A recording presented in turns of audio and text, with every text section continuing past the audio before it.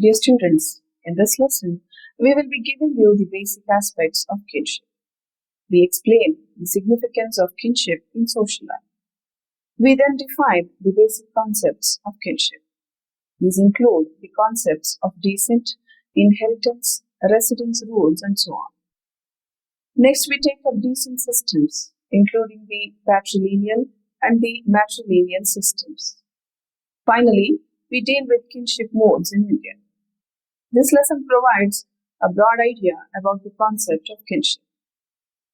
Significance of kinship. The kinship system refers to a set of persons recognized as relatives either by virtue of blood relationship, technically called consanguinity, or by virtue of marriage relationship, that is through what is called affinity. Most of us tend to regard the kinship system into which we are born and in which we are reared as natural. It will seem natural and right to us that certain close relatives should be tabooed as marriage and sexual partners, and we feel quite certain that disastrous consequences would follow any infringement of the taboos. We may similarly think it natural that certain classes of persons be preferred as marriage partners, or we may, on the contrary, think it very unnatural that any persons be so designated. We all have very strong ideas too about what is the correct and proper behavior of different kin towards each other: deference, respect, familiarity, avoidance, kindliness, protectiveness, and so on, as the case may be. All such aspects of kinship relations tend to be taken for granted unless or until one is confronted with the kinship practices of other peoples. Initially, different practices may appear as disgusting or inhuman, exotic or fantastic, strange or primitive, etc. Earlier, sociologists spent a great deal of labor on trying to work out the various stages through which they believed kinship systems had progressed in the course of human history. However, strange other people's kinship practices may at first appear to be a closer look. We usually show them to be functional. They are useful for the maintenance of the society as a whole, contributing to its continuity over time and containing the conflicts that might potentially disrupt it. This is not to say that all practices are for the best for all members of the society and for all time. One certainly need not justify customs like sati, female infanticide, child marriage, amniocentesis, or killing of the female fetus, etc. One would here try to understand how these practices are consistent with the principles and values at work in the wider society. Basic concepts of kinship. We have already made the general point that kinship relations are the outcome of the cultural interpretation of relations given in nature and discussed some of the different ways in which sociologists have looked at the kinship system. In doing so, we have indirectly introduced some of the basic terms and concepts in kinship studies, which we will now set out more systematically. You certainly do not need to memorize this rather overwhelming set of technical terms, but you should try to understand the basic principles and distinctions that these key terms seek to convey. The principles of descent. Descent is the principle whereby a child is socially affiliated with a group of his or her parents. In some societies, the child is regarded as a descendant equally of both the father and the mother, except that titles and surnames are usually passed down along the male line. Such a system is termed bilateral or cognitive. The individual belongs simultaneously to several descent groups. those of the two parents, the four grandparents, the eight great grandparents, and so on. This link is limited only by memory or by some conventionally determined cutoff point at, say, 4 or 5 degrees removal. In small intermarrying communities, membership will probably overlap, and in case of dispute or feud, the individual might find his or her loyalties divided. There are some cognitive systems where the individual has the right by descent to membership of several cognitively recruited groups, but this right is actualized only if the person is able to reside in a particular group's territory. Modern nationality laws often make this type of requirement. Types of descent. In other societies, by contrast, and your own is most probably one of them, descent is reckoned unilinearly, that is, in one line only. The child is affiliated either with the group of the father, that is patrilineal descent, or with the group of mother, that is matrilineal descent. Theories of the physiology of procreation and conception often correlate with these different modes of reckoning descent. The father is often given the primary role in procreation, while the mother is regarded as merely the carrier of the child. In systems of the latter type, the father's role may not be acknowledged at all. Additionally, in some societies, one finds that the child is affiliated to the group of either parent, depending on choice, or to one parent for some purposes, for instance, inheritance of property, and to the other parent for other purposes, for instance, the inheritance of ritual or ceremonial roles. This is called double unilineal descent. The principle of unilineal descent provides the individual an unambiguous identification with a bounded social group that exists before he or she is born and that has continuity after he or she dies. Members of a descent group have a sense of shared identity, often referring to each other as brother and sister, even when no genealogical relationship can be traced. Descent groups are also very often, though not inevitably, characterized by exogamy. That is, marriage must be with persons outside this group. For instance, traditional Chinese society was divided among approximately 100 surname groups. You could perhaps call them clans, within which marriage was disallowed, and these groups further divided into lineages whose members claimed to be able to trace their descent perhaps for several hundred years from a founding ancestor, and then into further localized sub-lineages, and so on down to the individual co-resident families. Sometimes a whole village might be settled by members of a single lineage. The Gotras of Indian caste society are also exogamous descent groups, segmented in rather the same way. Functions of descent groups. Apart from the function of exogamy, unilineal descent groups tend to be corporate in several other senses. Their members may often come together for ritual and ceremonial functions. For instance, for collective worship of lineage gods, totems, or ancestors. The descent group will have a built-in authority structure with power normally exercised by senior males, and it may well own corporate property. An individual's economic rights and responsibilities will be defined by his or her position in the descent group. In many societies, unilineal descent groups are also dual units, internally deciding their own disputes and externally acting as a unified group in the conduct of feud, etc. For this reason, lineage structure is often coterminous with the political structure in societies lacking a centralized state structure. Lineages cannot expand indefinitely in a single locality and often segment into smaller, more manageable and economically viable lineage segments. You can see the lines of segmentation of the ground, as it were.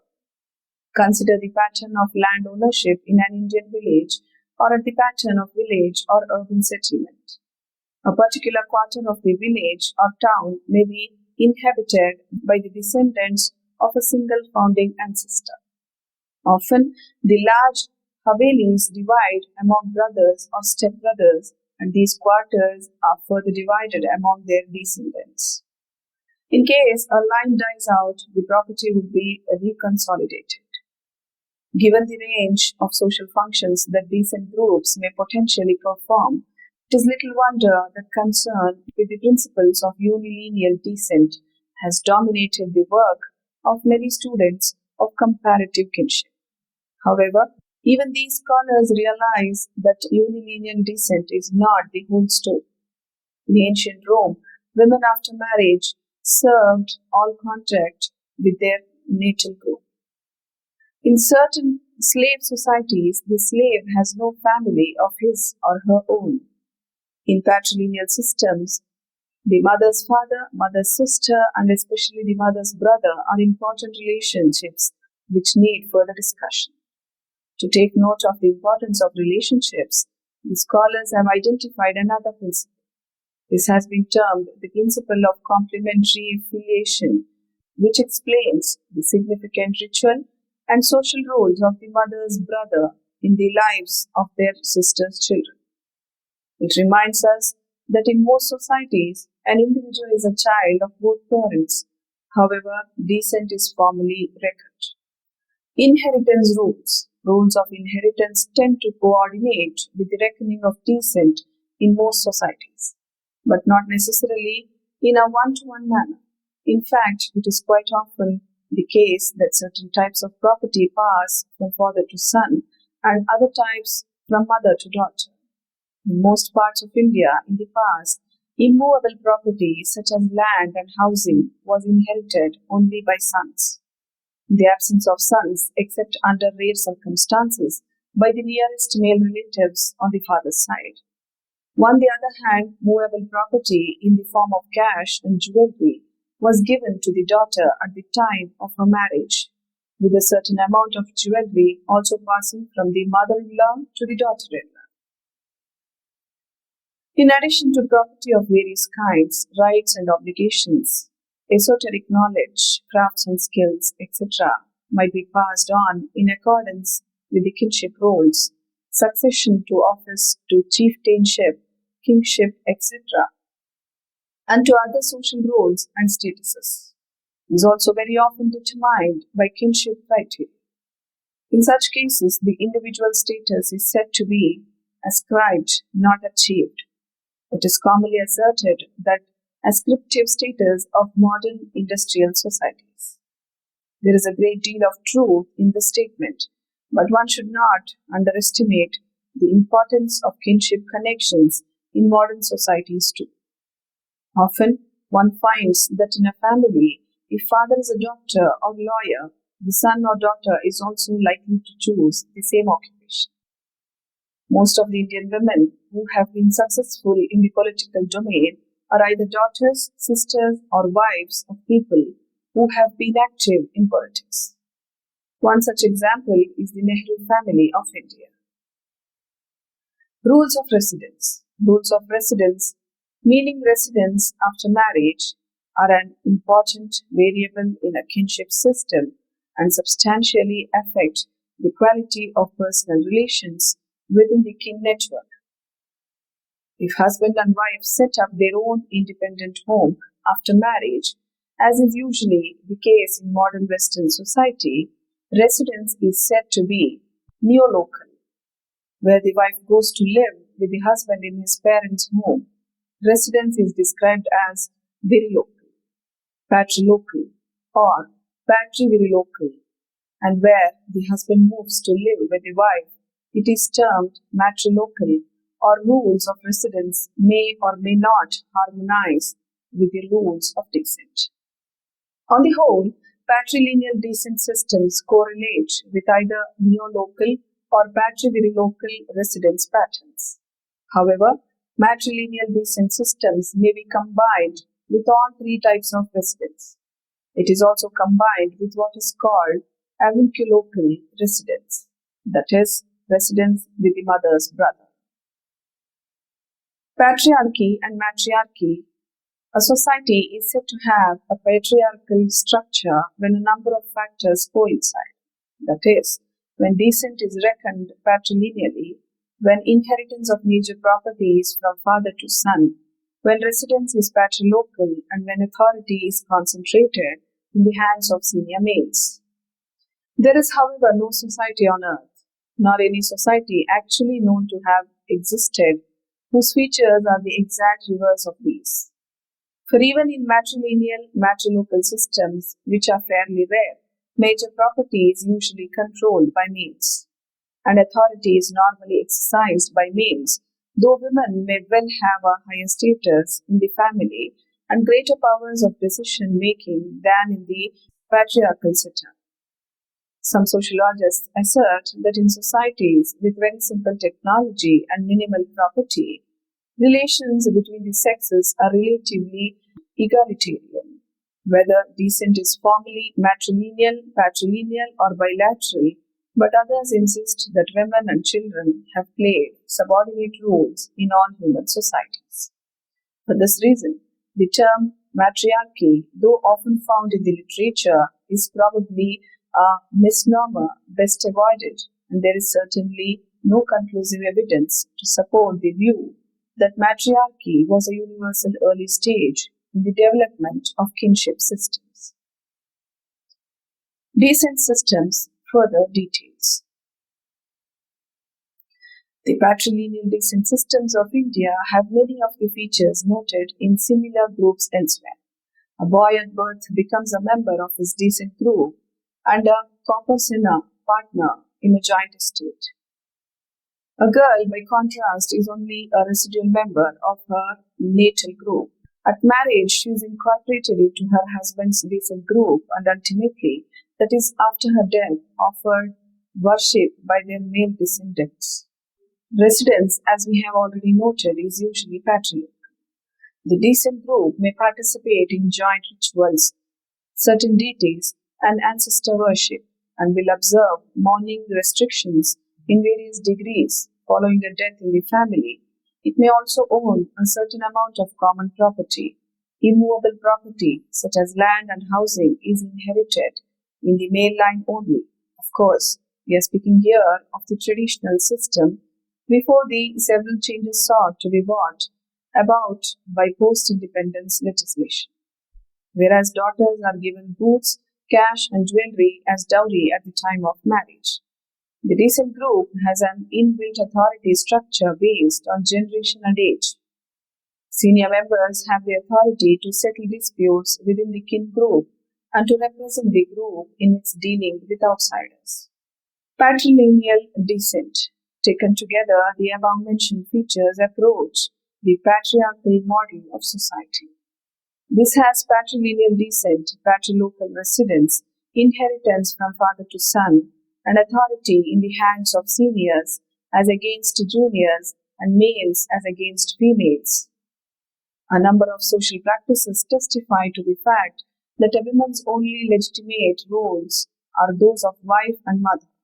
Spinsterhood and widowhood are inauspicious and unviable conditions. A girl is regarded as merely a guest in her natal home and initially at least as a rather threatening outsider in her marital home. The poignancy of the transition between these two locales and these two statuses is captured in folklore and folk songs with which you are probably familiar. The patrilineal systems of the South are not so markedly patriarchal as those of the North. Also, a woman after marriage continues to have materially and psychologically important relations with members of her natal group. This is more so with her parents and her brothers, and the residual right to maintenance in their estate in adverse circumstances. And in many other patrilineal systems, the mother's brothers have significant ritual and social roles in the lives of their sisters' children and an especially tender and affectionate relationship with them. Further modifying the starkly patriarchal picture, a number of sociologists, speaking comparatively, have also drawn attention to the fairly substantial property that devolves on a daughter at her marriage. Others, however, insist that this property cannot be considered as a daughter's inheritance, comparable to that of the son, since the greater portion of it is neither owned nor controlled by the girl in her own right. It is really a form of bridegroom price, that is, an enticement to the groom's family as part of the settlement of the marriage contract. However, equal rights of inheritance by both son and daughter in one's father's or mother's self-made property is recognized, and same states have even introduced it in their legislation.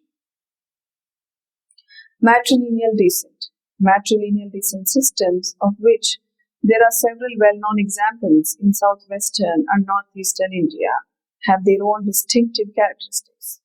Empirically, you never find matrilineal systems that are an exact inverse of the patrilineal patriarchal model, which we have already described and which is fairly well approximated by the patrilineal descent systems of North and South, but especially North India. The reason is quite simple. Whatever the descent system, that is matrilineal, patrilineal, or indeed bilateral, authority is usually exercised by males. Only in extremely simple societies one comes across a fair degree of mutual interdependence between males and females. Also, though rights in property might be determined by the principles of matrilineal descent. For instance, passing from mother to daughter or from mother's brother to sister's son, rather than from father to son, as in patrilineal societies. Major property is usually controlled, if not actually owned, by males. For obvious reasons, residence arrangements are problematic in matrilineal societies. A man may not have authority over his own children, who belong to his wife's descent group and who may also reside after maturity with their mother's brother. Conversely, in cases where the husband customarily resides with his wife and children, he may have difficulty managing the property in which he has an interest by virtue of descent and in exercising authority over his sister's children. In other words, there seems to be some sort of contradiction in matrilineal kinship systems brought out in the dilemma over residence between a man's role as father and his role as mother's brother. His natural love for his own children might easily come into conflict with his special dual responsibilities towards his sister's children. Nayars of Kerala. An illustration: among the matrilineal Nayars of Kerala, formerly, men resided in large and matrilineally recruited joint families called Taravat, along with their sisters' children, and sisters' daughters' children. They visited their wives in other Taravats at night. This is why the system has been popularly called the visiting husband system. Their own children resided with their mother in their mother's Taravat.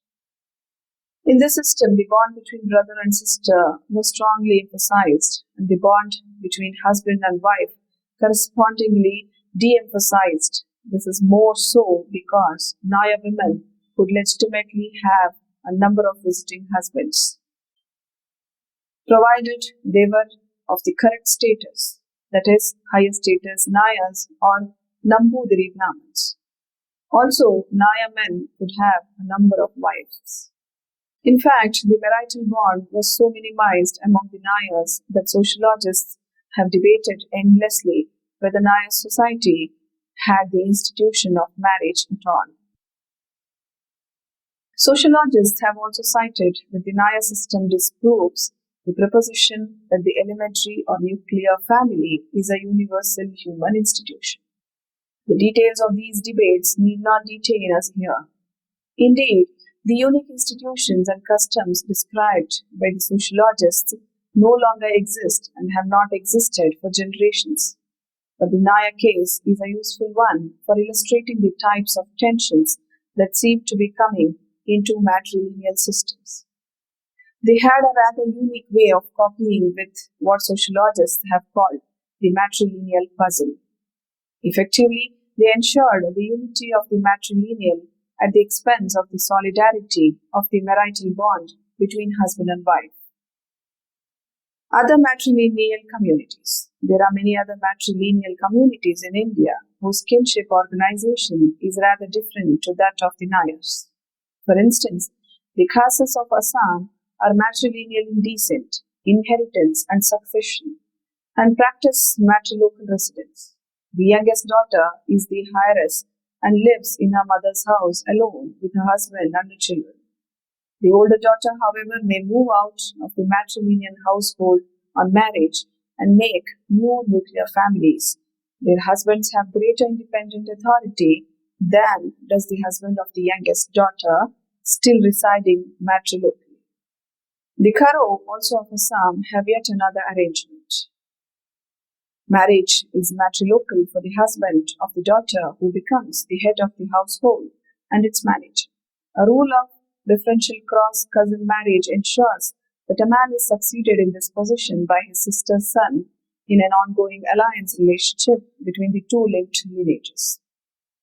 Earlier, sociologists working within an evolutionary framework had maintained that the matrilineal descent systems are the surviving traces of an earlier matriarchal or mother right stage in the development of human kinship organization, and that these would automatically give way to patriarchal and then bilateral models.